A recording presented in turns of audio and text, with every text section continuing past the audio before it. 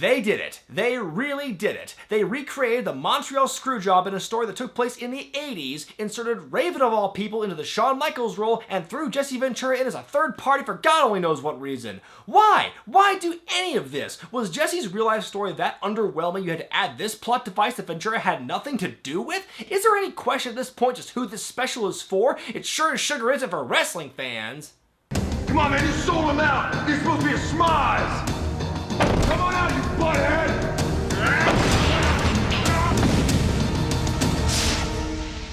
Well, hey man, I'm mad too, but don't need to kill the promoter over it. Quit! He said to no one in particular. With Ventura out of wrestling, he tries his hand at politics, becoming the mayor of Brooklyn Park, Minnesota, and eventually setting his sights on the governorship. In one of the few high points of the movie, Ventura falls into a wrestling daydream during a debate with the candidates. Mr. Ventura, final thoughts? There are certain problems government cannot fix and should not try to fix. Mr. Ventura, we were only asking what you wanted for takeout. With a shoestring budget, Ventura takes a unique grassroots approach with his ad campaign. The filmmakers must have forgotten to mention that Ventura actually hired one of the biggest marketing firms in the country to handle his ads when he was running, but in a strange twist, omitting that truth actually makes this story more interesting.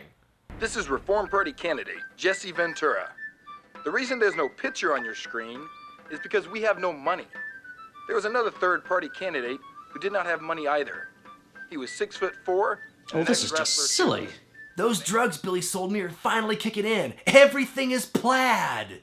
So the body becomes the governor. The Capitol building turns into a pride festival. The credits roll. Then the viewers with more than half a brain receive one last FU.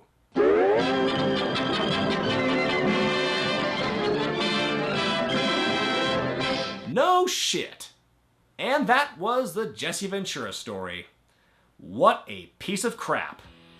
I mean, what else can I say about it? Nearly everything wrestling related in this movie, from Ventura to just about every side character, is total bull. The falsehoods, the half-truths, the shoehorned wrestler cameos, the mangling of the timeline. Every frame of this movie is hot garbage. Abraxas is better than this.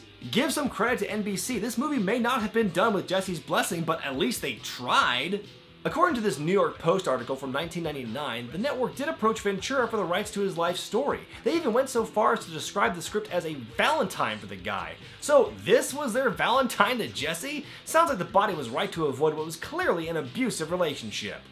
Be sure to thumbs up this video, comment below, subscribe to Wrestling with Regret, and buy the t-shirt. I'm Brian Zane, and I'll see you next time.